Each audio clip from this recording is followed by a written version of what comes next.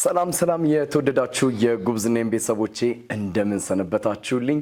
እንኳን ለጌታችን ለመድኃኒታችን ለኢየሱስ ክርስቶስ የትንሣኤ በዓል መታሰቢያ በሰላም አደረሳችሁ አደረሰን ማለት ፈልጋለሁ።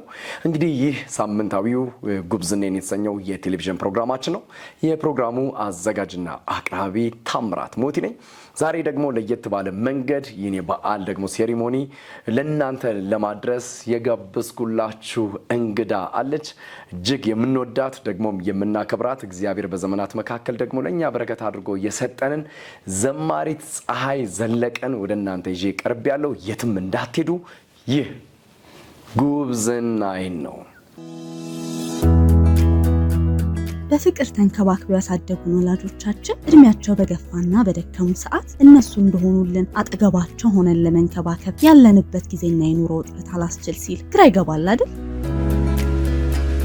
ስጋት አይግባው፣ ላኮምፓሽን ለዚህ መፍትሄ አለው። አዜብ ከበደ እባላለሁ። የላኮምፓሽን የአረጋውያንና የህሙማን መንከባከቢያ መስራች ነኝ። በስዊዘርላንድ ከ20 ዓመት በላይ በዚህ ሙያ ሰርቻለሁ። ልምድ ባላቸው ሙያተኞችና በምቹ መኖሪያ ስፍራ አብረን ወላጆቻችንን እንጦር። ላኮምፓሽን የአረጋውያን መንከባከቢያና መጦሪያ። በሀገራችን ብዙ ባይለመድም በእርጅና ምክንያት ልዩ ትኩረት የሚያስፈልጋቸውን አረጋውያን ወደ መንከባከቢያ ወይም ማገገሚያ ስፍራ መውሰድ በሌላው ዓለም የተለመደ ነው። በእኛ ሀገር ብዙ አልተለመደም። አረጋውያን ቤተሰቦቻችን ወይም ህሙማንን ወደ መንከባከቢያ መውሰድ እንደ መርሳት፣ እንደ መተው፣ ቸልተኝነት እንደሆነ ተደርጎ ይወሰዳል። ነገር ግን ለህመምተኞችም ይሁን ለአረጋውያን ግን ኢቭን ለቤተሰቡም ቢሆን የተሻለ ነገር እንደሆነ ሊታመንበት ይገባል። ላኮምፓሽን ለአረጋውያን የሰላም ዓለምን መፍጠር ይሎታል። ቀጥታ ወደ እንግዲህ አልፋለሁ። ፀሐይ እንኳን ደህና መጣሽ፣ እንኳን አደረሰሽ። እንኳን አብሮ አደረሰን።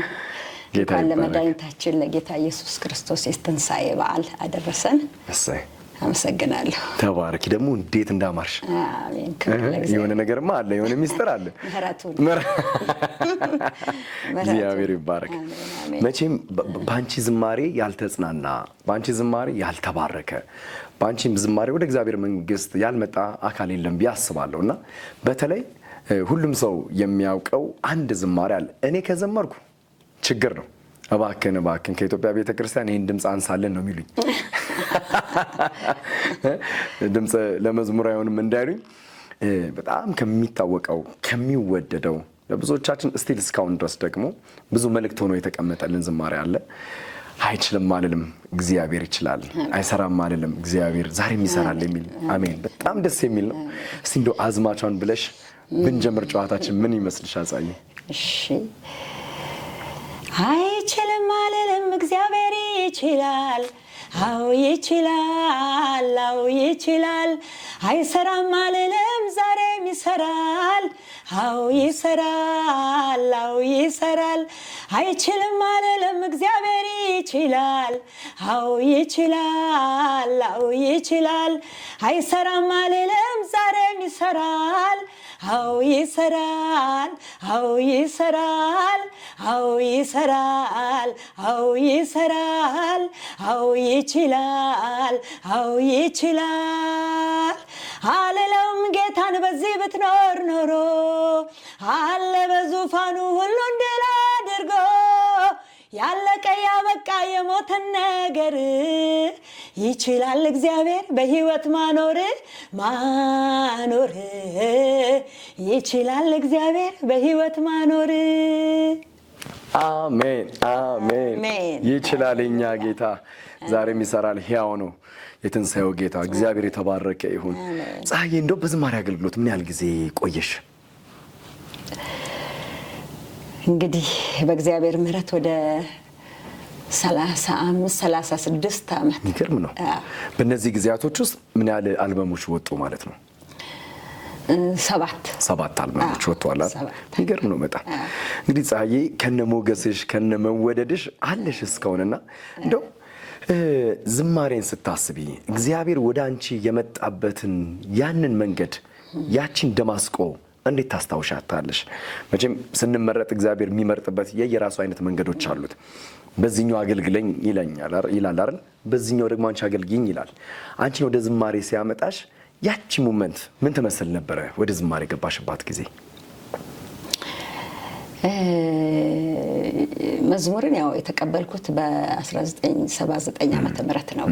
ማለት ወደ ጌታ የመጣሁት ዓመተ ምህረት እና ወደ ዝማሬ ደግሞ ያው ሰዎች ብዙ ጊዜ የሚመጡ አገልጋዮች ሁሉ ይህ ስጦታ እንዳለኝ ይናገሩ ነበር እና እኔም ደግሞ በልቤ ውስጥ በጣም ነው መዝሙር በቃ ዘምሬ አልጠግብም። ጠዋትም ማታም ትምህርት ቤትም ሲሄድ ይገርማል ሰው ትምህርቱን ሁሉ ሲማር እኔ መዝሙር ጽፍ ነበር እየተማርኩኝ ክላስ ውስጥ ሆነሽም ክፍል ውስጥ ሆኜ ጽፍ ነበርና ክብር ለእግዚአብሔር ይሁን። እንዴ ተይዘሽ አታውቂም? አስተማሪው ድንገት ያው ቼክ ያደርጋሉ እንግዲህ አስተማሪዎች እየሰሩ ነው ምን እያደረጉ ነው ይላሉና ስትጽፊ ተይዘሽ ታውቂያለሽ? በጣም በእውነት። ከዛ ምን ይሉሻል አስተማሪዎች? አንድ ጊዜ ያረሳም ጆሮዬን ይዞ አወጣኝ የጎተታ ይሄ ትምህርት ቤት እንጂ ግጥም መጻፍ ያረና ዋው የሚገርም ነው። እንግዲህ አሁን ያለነው የጌታችን የመድኃኒታችን ኢየሱስ ክርስቶስ እንግዲህ የትንሣኤን በዓል ምክንያት በማድረግ ልዩ ፕሮግራማችንን እያዘጋጀን ነው ያለነውና እንደው ፀሐዬ ትንሣኤ ላንቺ ምንድን ነው? ትንሣኤ ስታስቢስ ደግሞ ምንድን ነው ወደ ውስጥሽ የሚመጣው? ትንሣኤ በጣም ልዩ ነው። ትንሣኤ ያው ከዘላለም ሞት ወደ ዘላለም ሕይወት የተጠራሁበት ርቄ የነበርኩትን ደሞ ያቀረበኝ ወገን ያልነበርኩትን ወገን ያደረገኝ በጣም ድንቅ ምስጢር ነው። ትንሣኤ ማለት ያው መነሳት ማለት ነውና ትንሣኤ ሆኖልኛል ለሕይወቴ። ከጨለማ ወደሚደነቅ ብርሃን የጠራኝ ኢየሱስ ክብር ለሱ ይሁን። ይሄ ለኔ ውድ ነው። የፈሰሰው ደም ዋጋ አለውና የተጠራሁበት የተመረጥኩበት ኢየሱስ እኔን የወደደኝ ሃሌሉያ በዚህ በከበረ ደም ነውና ለኔ ትንሣኤ የበግና የዶሮ ጉዳይ ሳይሆን የዘላለም ሕይወት ያገኘሁበት ቀን ስለሆነ የለኔ ልዩ ቀን ነው። ኢየሱስ ጌታ ነው። ጌታዬን እጅግ በጣም አድርጌ አመሰግነዋለሁ፣ አከብረዋለሁ። ጌታ ይባረክ። አንቺ በትንሹ እንግዲህ 10 ዓመታት ከ30 ዓመታት በላይ በዝማሬ አገልግሎት ቆይተሻልና አሁን ላይ ያለውን የዝማሬን አገልግሎት እንዴት ታየዋለሽ? ባንቺ እይታ ነው ቀድሞ የምትዘምሩበት የራሳችሁ የአዘማመር መንገዶች አሉ፣ ዝማሬ የምትቀበሉባቸው መንገዶች አሉ። አሁን ላይስ ያለው የዝማሬ ኃይል ምን ይመስላል? ቀድሞ እንግዲህ ስንሰማኛ በዝማሬ ውስጥ የነበሩ ሰዎች መዝሙር ሲዘምሩ ብዙዎች ወደ እግዚአብሔር መንግስት እንደሚጨመሩ ስቴጅ ላይ ባይሆን እንኳን በሚሰማው በእነሱ ኦዲዮ ብዙ ሰው ወደ እግዚአብሔር መንግስት እንደሚፈልስ እንሰማለን፣ እየሰማንም አድርገናል። አሁን ላይስ ያለውን ነገር እንዴት ታየዋለሽ ፀሐይ? እግዚአብሔር የተመሰገነ ይሁን። በእርግጥ ያው እንግዲህ በዘመናት መካከል የማያረጅ እግዚአብሔር ብቻ ነው። የማያረጅ አምላክ እግዚአብሔር ነውና ስጦታ ልዩ ነው። ጊዜያቶችም ያው ወቅታቸው ልዩ ነው። ያው መቼም እኛ በዘመርንበት በዛን ዘመን ይህም ትውልድ እንደዛ ይዘምር ማለት በእርግጥ አንችልም። ግን ደግሞ አንዳንድ ነገሮች አሉ። መቼም በዛ ማለት ዘመን ላይ ጥሩ በእግዚአብሔር ጊዜ ላይ ያለን በቃሉ ላይ በጸሎት ላይ ያለን ትጋት ልዩ ነበረ። እግዚአብሔር ይመስገን። ያው መዝሙርን የምንቀበልባቸው መንገዶች ልዩ መንገዶች ናቸው። ያው የንስሐ መዝሙር አለ፣ የምስጋና፣ የልመና፣ የውዳሴ ልዩ ናቸው። መዝሙሮች የምንቀበልበት መንገድ ያው ልዩ ነው። ግን በዛ ዘመን የነበረውና ደግሞ አሁን የነበረው በጣም ትንሽ ይራራቃል። በዚህ ዘመንም ያለው እንግዲህ እንደ ትውልዱ ነው፣ እንደ ጊዜው ነው። እንዳሉት ወጣቶች አሁን ትውልድ የኛ መዝሙር ትንሽ ሊከብደው ይችላል እና ይሄ ደግሞ በዚህ ዘመን ላሉት ደግሞ እንግዲህ እንደ አያይዘሽ አንዳንድ ጊዜ ለዝማሪዎቻችን ኃይል ያስፈልጋል፣ ለአገልግሎት ኃይል ያስፈልጋል። ከመዘመር ባሻገር የሚመጣ የሆነ ኢምፓክት መኖር አለበት ብዬ አምናለሁ። የሆነ አሁን ለምሳሌ የንስሐ መዝሙር ከሆነ ሰዎችን ወደ ንስሐ የሚያመጣ መሆን አለበት ብዬ አስባለሁ። ስለ ምሕረት ከሆነ እንደዛው፣ ስለ ፍቅርም ከሆነ እንደዛው። እንደው ለዚህ ወጣት በተለይ ደግሞ አሁን ላለው ትውልድ በዝማሬ አገልግሎት ውስጥ እየተነሱ ያሉ በርካታ ወጣቶች አሉ። የሚገርም ጸጋ ያለባቸው፣ ደስ የሚል መንፈስ ያለባቸው አገልጋዮች አሉና እንደው እንደ ምክር ቃል እንደ እናትነት ቀድሞ ደግሞ በዝማሬ ሕይወት ውስጥ መጥቶ ዛሬን እንደደረሰ ከዚህ በኋላም ገና እንደሚያገለግል ብዙ ዋጋዎችን እንደከፈለ ብዙ መንገዶችን እንደመጣ አገልጋይ ምን ትመክሪያቸዋለሽ? ማለት በተለይ በዚህ ዘመን ስታይ መዝሙር ምስጋና ብቻ ሲሆን ታይዋለህ እና በተለይ በዚህ ዘመን እግዚአብሔር ያው ምድሪቷ ደግሞ ያለችበትን ሁኔታ ሁላችንም እናውቃለን፣ ያለችበት ሁኔታ። ስለዚህ በቤተ ክርስቲያን ውስጥ መዝሙሮች የንስሐ መዝሙር ቢኖር ተመለሱ የሚል ትውልድ እየጠፋ እያለ ተመለሱ የሚል መዝሙር ቢዘመር በዚህም ትውልድ ሊመለስ ይችላል። የልመና መዝሙር አለ፣ የጸሎት መዝሙር አለ፣ ብዙ አይነቶች መዝሙሮች አሉና በዚህ ጊዜ ደግሞ ስታይ መዝሙሮች ሁሉ ምስጋና ይሆኑና ትቸገራለህ። አንዳንድ ጊዜ እግዚአብሔር ሊሰራ ካሰበው ነገር ጋር ምናልባት ተመለሱ እያለን እኛ ብንዘምር መተላለፍ ይሆናል እና ያለንን ብንል ማለት ሰውን ማስደሰት ሳይሆን እግዚአብሔርን ብናስደስት በቃ ውስጣችን ያው መንፈስ ቅዱስ እኮ እሱ ይመራል አይደለ? ወደ እውነት ሁሉ እሱ ስለሚመራ የእሱን ሀሳብ ማገልገል ብንችል የሰውን ደስታ ሳይሆን የእግዚአብሔርን ደስታ ብናገለግል የእግዚአብሔርን ሀሳብ ብናገለግል እላለሁ። እግዚአብሔር ይባረክ። ይህ ትልቅ መልእክት ነው፣ የሚያነቃም እንደሆነ አምናለሁ። ምክንያቱም ዝም ብሎ ስላልሆነ የረጅም ዘመን ደግሞ የአገልግሎት ጸጋ እግዚአብሔር ባንቺ ውስጥ ስላስቀመጠ ማለት ነው። እንግዲህ ሀሳቦችን እየነካካናቸው ነው የምንሄደው። ፀሐዬ ካለን ጊዜም አንጻር መድረስ የሚገባንን መልእክቶቻችን እንድናስተላልፍ ስለምፈልግ ነው። እንግዲህ አንቺ እጅግ እንግዲህ እኔ በግሌ ከምወዳቸው ከማከብራቸው ሰዎች መካከል አንዱ ፓስተር አወቀ ማሞ ነው። ፓስተር አወቀ ደግሞ የዘማሪ ፀሐዬ ባለቤት ነው። የተባረኩ ደግሞ ልጆች አሉሽ እና እናንተ እግዚአብሔር ደግሞ ራዕይን በእናንተ ውስጥ አስቀምጦ እንድታገለግሉ ትውልድን ወደ እግዚአብሔር መንግስት እንድታመጡ ትንሣኤ ከኢትዮጵያ የምትሰኝ ቤተክርስቲያን እንደምታገለግሉ አውቃለሁኝ።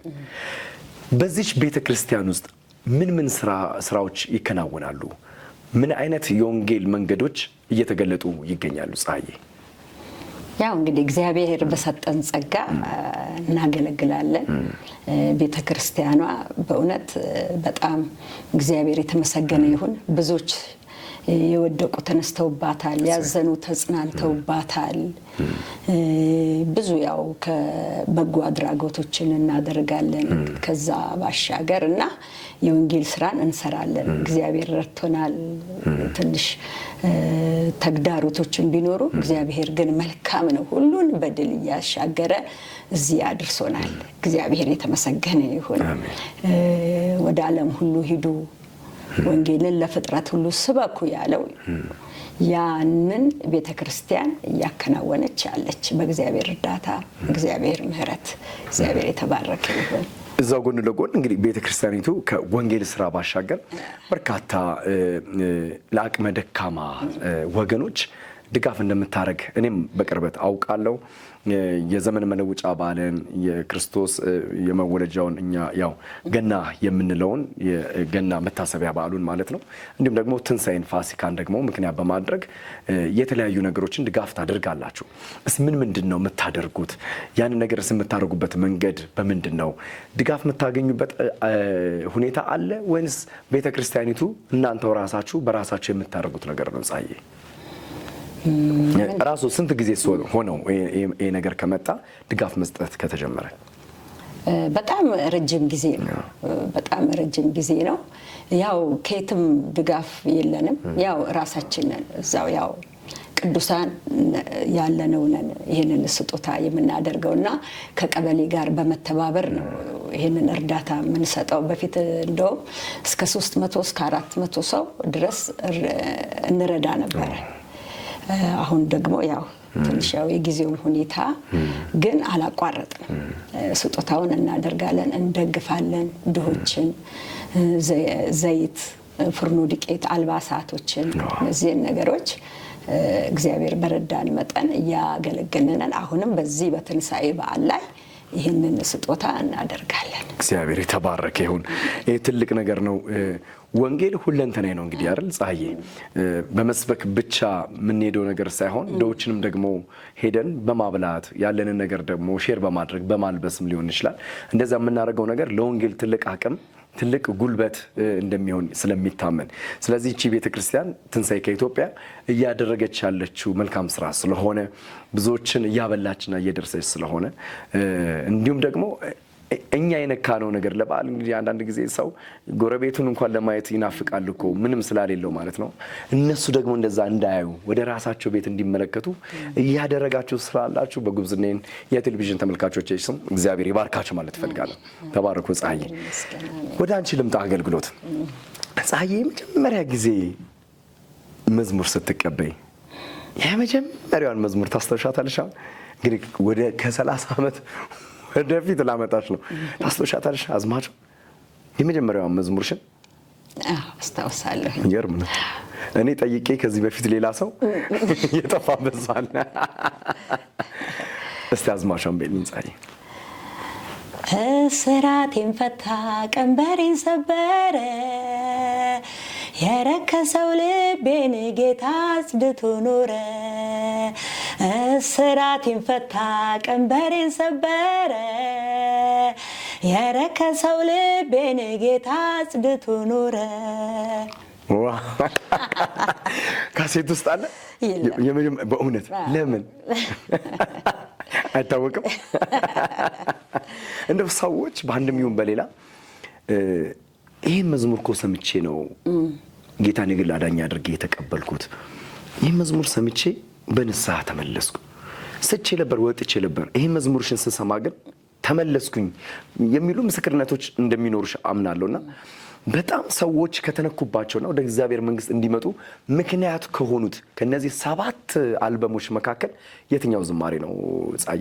ማለት መዝሙር ማበላለጥ ሳይሆን አንዳንድ ጊዜ ጎልቶ የሚወጣ መልእክት ይኖራል። ታውቂያለሽ፣ አሁን አንቺ አንድ አልበም ስትሰሩ ሚኒመም 11 12 ትራኮች ይኖራሉ። ከነዛ ውስጥ ቦልዶ ነው የሚወጣ ይኖራል። እና ልክ እንደዚሁ የትኛው ዝማሬሽ ብዙ ትውልድ ጋር ደርሷል? ከምናውቀው ቅድም ከዘመር ነው አይችልም አልልም ከሚለው ውጪ አንድ ቁጥር በጣም ኦኬ። የመጀመሪያው ቁጥር ርዕሱ ምን ነበር ፀሐዬ? ልዩ ወዳጄ ነው ኢየሱስ። ኦኬ። እሷ መዝሙር ናት ብዙዎችን የነካቸው ወይንስ እዛ ውስጥ ካለው? ሁሉም እዛ ውስጥ ያለው የ12ቱ መዝሙር ይገርም። የተለያዩ ሰዎች አሁን ዩቲዩብ ላይ ስታይ ብዙዎች በተለይ ከጫት ከእንደዚህ አይነት ከሱስ ከተለያየ እንደ ግል አዳኝ አድርገው ኢየሱስን የተቀበሉ በጣም ብዙ ሰዎች። በተለይ የትኛው መዝሙር ሰው ያውቃታል? ከቁጥር አንድ አሁን ለማስታወስ ወደኋላ ይሄን ፕሮግራም የሚከታተሉ በጣም ብዙ ሰዎች አሉ፣ የሚወዱሽ ብዙዎች አሉና እንዴ ይሄ መዝሙር የፀሐዬ ነው እንዴ ሚሉ ምን ሊኖሩ ይችላሉ። ቁጥር አንድ ስለሆነ የረጅም ዓመት ስለሆነ ከዛ ውስጥ እስቲ አንዷን ትራክ በጣም የሚታወቀውን እንደ ኢየሱስ የሚራራ አይገኝም በምድር ዙሪያ፣ እንደ ኢየሱስ የሚራራ አይገኝም በምድር ዙሪያ። አመዝራለች ብለው ሲከሷት ለጌታ ኢየሱስ ይዘው ሲያቀርቧት መቼ ጌታዋ ሞት ፈረደባት፣ ኃጢአትን ደግመሽ አትስሪ አላት። እንደ ኢየሱስ የሚራራ አይገኝም በምድር ዙሪያ። ዊ ድምፅ እንደው ለጌታ አንድ ቀን እንደው በእንደዚህ አይነት ድምፅ ሳልዘምርለት ጌታ ሊመጣ ነው። እንዴት ነው ፀሐዬ? ክብር ለእግዚአብሔር ይሁን። ለድምፅ የተለየ ነገር የምታደርገው ነገር አለ ፀሐዬ? በእውነት በይ። በእውነት ያው እኮ ነው ድምፅሽ፣ ጌታ ነው። አይገርም? ይሄን ያህል ዘመን ሰው አገልግሎ ድምፁ እንዴት ያው ሲሆን ይገርማል። በጣም መታደል ነው። አሁን ላይ ፀሐዬ ምን እያደረገች ነው? ምን አይነት ስራዎችን እየሰራች ነው? በተለይ በዝማሬው አገልግሎት ከዛም ባሻገር ደግሞ እስከማውቀው በጣም በጸሎት ኃይል ታገለግያለሽ፣ በእግዚአብሔር ቃል ታገለግያለሽ እና እንደው ፀሐዬ አሁን ላይ ምን ላይ ናት ያለችው? አንዳንድ ሰዎች ይጠይቁ ይሆናል ከባህር ማዶም ክፍለ ሀገር ላይም ያሉ የሚወድሽ ሰዎች አሉና ከዝማሬዋ ባሻገር ፀሐዬ ምን አይነት አገልግሎት ይኖራት ይሆን? ምን አይነት ስራ ይኖራት ይሆን የሚሉ ይኖራሉና እስቲ ምን ላይ ናት ያለችው ፀሐዬ አሁን? ግን እግዚአብሔር የተመሰገነ ይሁን። ያው በብዛት ጊዜን ያው በጸሎት ነው ማሳልፈው። ያው ትውልድን ወደ እግዚአብሔር ማቅረብ መጽሐፈ ኢዮብ ላይ ሲናገር እኔ ግን አለ ነገሬን ወደ እግዚአብሔር አቀርብ ነበር፣ የማይቆጠረውንና የማይመረመረውን ታላቅ ነገር ያደርጋል ይላል እግዚአብሔር ቃልና ትውልድን ወደ እግዚአብሔር ማቅረብ፣ ራስን ወደ እግዚአብሔር ማቅረብ፣ ቤተክርስቲያንን ወደ እግዚአብሔር ማቅረብ ብዙ ደስ ይለኛል በእግዚአብሔር ፊት መሆን። ከዛ ባሻገር ደግሞ ያው ቤተክርስቲያን ውስጥ ያው ብዙ አይነት ነገሮች አሉ። የእግዚአብሔርን ስራ በመስራት በማገልገል እወጣለሁ። ወደ ክፍለ ሀገር ወደ ተለያዩ ስፍራ እየሄድኩኝ አገለግላለሁ። እግዚአብሔር እንደረዳኝ መጠን በእንደዚህ አይነት ሁኔታ ውስጥ አለሁኝ። አሁን ደግሞ መዝሙሮችንም እየሰራሁ ነኝ። እንደውም አሁን በቅርብ 1-2 መዝሙሮችን በዩቲዩብ ላይ ለቅቄያለሁ። ለዚህ በዓል ምን የሚሉ ናቸው ርዕሶቹ ፀሐዬ? አንዱ መዝሙር እንደውም በዘምረው አንደኛው ደስ ይለኛል።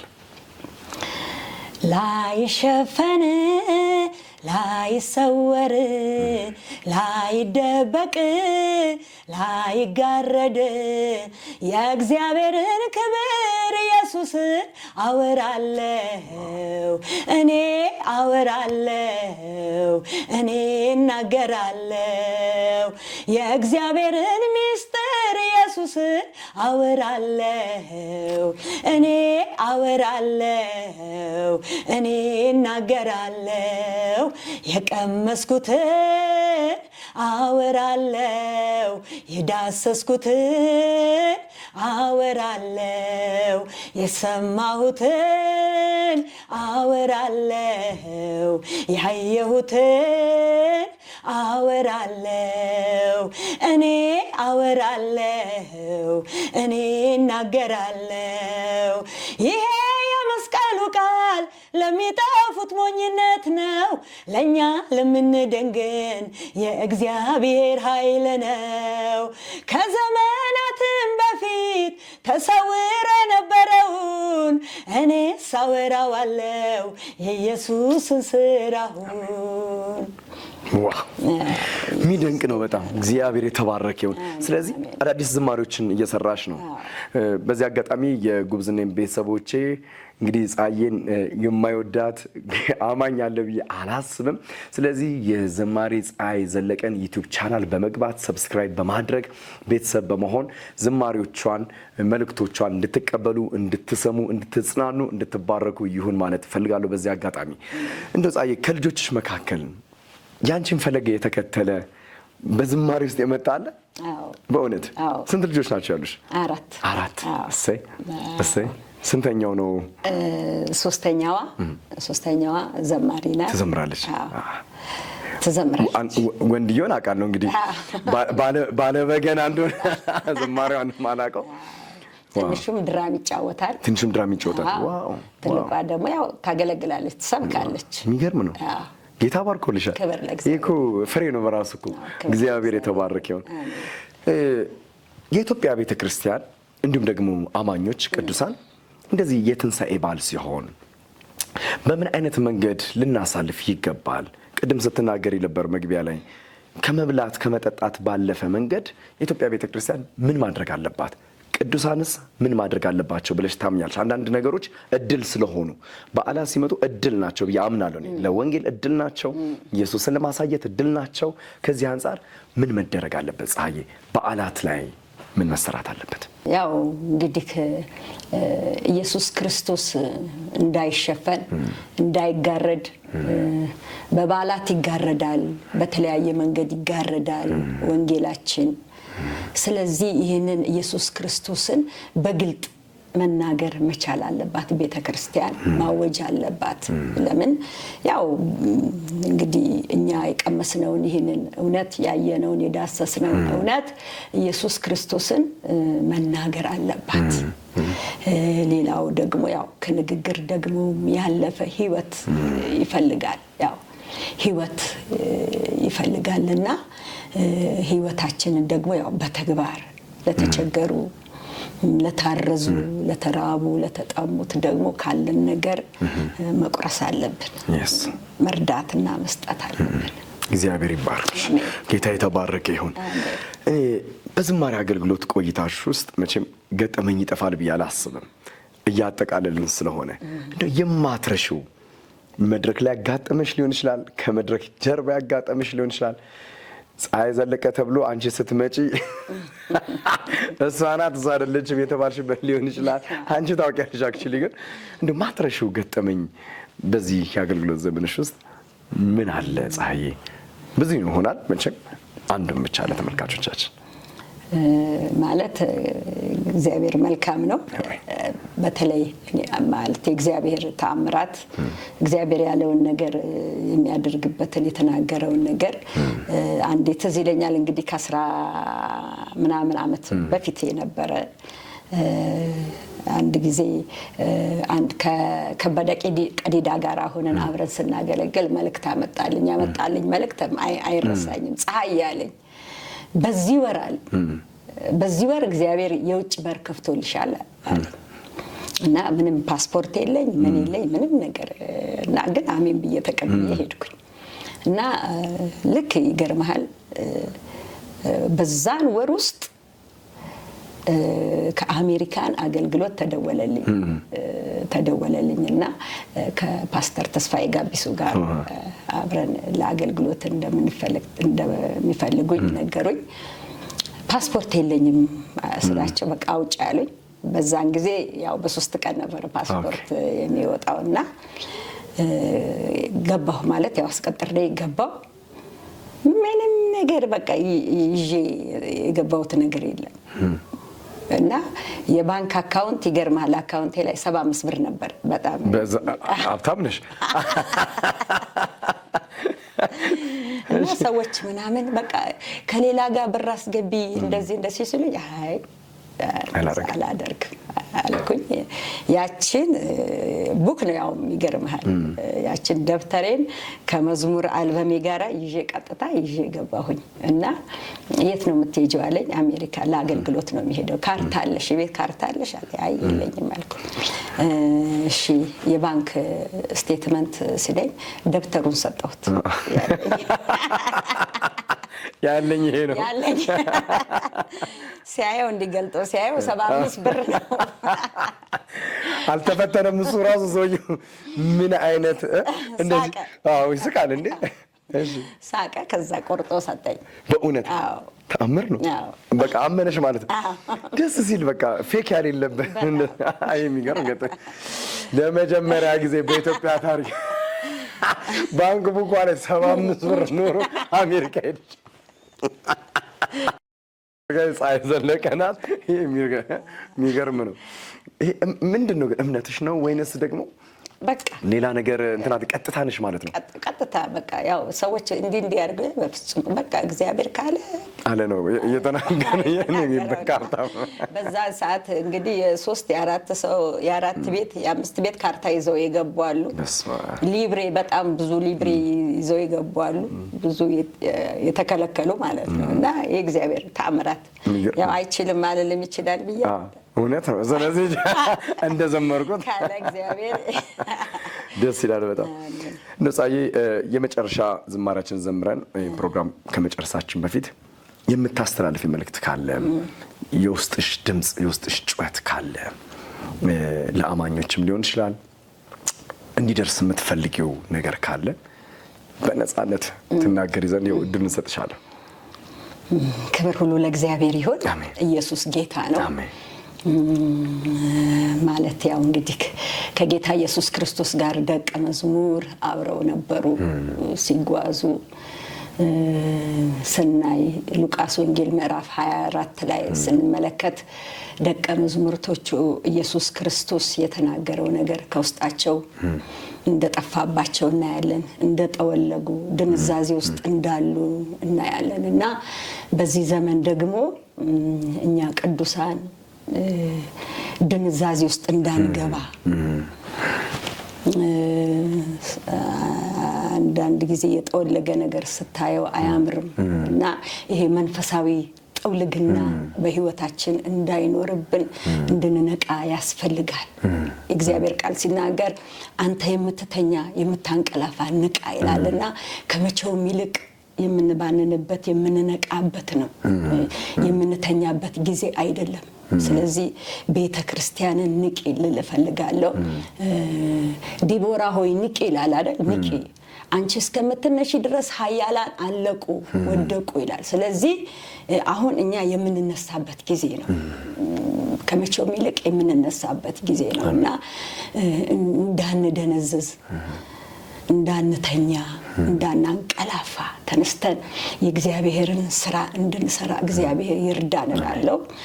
ይሄ አንድ ልብ ቤተክርስቲያን ያው የእግዚአብሔር መንፈስ በሐዋርያት ላይ ሲመጣ አንድ ልብ ነበራቸው ይላልና ይሄ አንድ ልብ እንዳይጠፋብን በተለያየ ነገር እንዳይጠፋ አሁንም ህብረታችንን አጠንክረን እጅ ለእጅ ተያይዘን ይህንን ወንጌል እንድናስቀጥል ይገባናልና እንደ ቤተክርስቲያን አደራ ላለሁኝ በቃ አንድ እንሁን።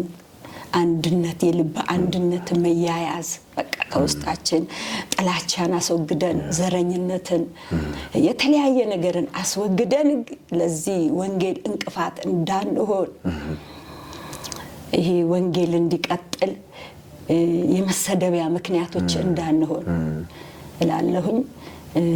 እግዚአብሔር ይርዳን። ጸጋውን ጌታ ያብዛልን። አሜን። ጻይ ትልቅ መልእክት ነው። እውነት ነው። የመጨረሻው ዘመን ላይም ስለሆነን ዘመነ ሲሶ ላይ ነን ያለነው። ጌታ ሊመጣ በደጅ ስለሆነ መያያዛችን፣ መፋቀራችን፣ መከባበራችን፣ መቀባበላችን ኢየሱስን የሚያሳይ ህይወትና አገልግሎት ሊኖረን የሚገባበት ሰዓት ነው። ሁላችንም እግዚአብሔር ይርዳን፣ ጸጋውን ያብዛል ማለት ፈልጋለሁ። አሁን የመጨረሻውን ዝማሬ በእኔ ምርጫ ነው። ይቻላል ነው ወይንስ አንቺ አሰብሻታለሽ? አንቺ አሰብሽው ካለ እድል ሰጥሻለሁ። ዛሬ እኔ በጣም ወዶ አንድ መዝሙር ስለነበረ አይጥልም አልልም አይደል?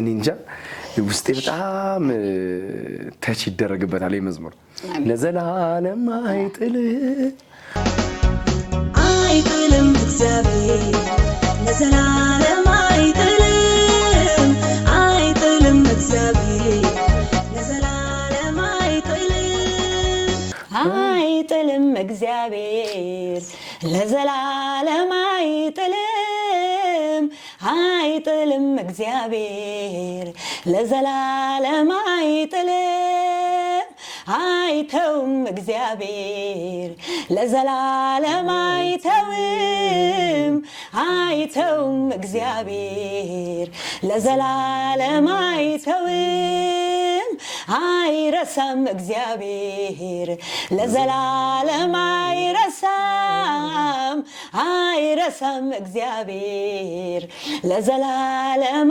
አይረሳም ይዋሽ ዘንድ እሱ ሐሰተኛ አይደለም ያለውን የሚያደርግ በቃሉ የሚገኝ እንደተናገረው ሳራን አስቧታል እንዳሰበው ደግሞ አድርጎላታል አይጥልም እግዚአብሔር ለዘላለም አይጥልም አይጥልም እግዚአብሔር ለዘላለም አይጥልም አይረሳም እግዚአብሔር ለዘላለም አይረሳም አይረሳም እግዚአብሔር ለዘላለም አይረሳም አንጎራጉራለሁ በማለዳ